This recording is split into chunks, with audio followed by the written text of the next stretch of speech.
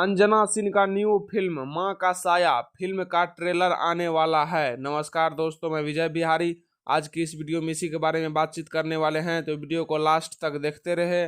और जो लोग हमारे चैनल को सब्सक्राइब नहीं किए हैं वो लोग कर ले। तो दोस्तों, मैं आप सभी को बता देना चाहता हूं कि अंजना सिंह का एक न्यू भोजपुरी फिल्म का ट्रेलर रिलीज होने वाला है, जिस फिल्म का नाम है मां का साया।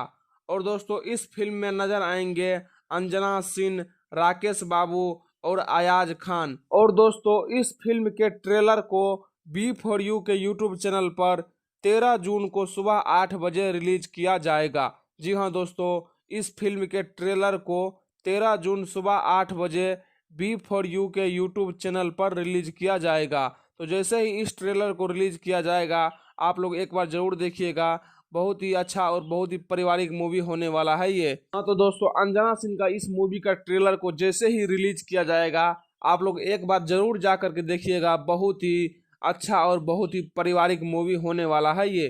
तो दोस्तों, ये जानकारी आप लोगों को कैसा लगा नीचे कमेंट बॉक्स में जरूर बताएं। और वीडियो को ज़्यादा से ज़्यादा लाइक करें, कमेंट करें, शेयर करें। धन्यवाद दोस्तों।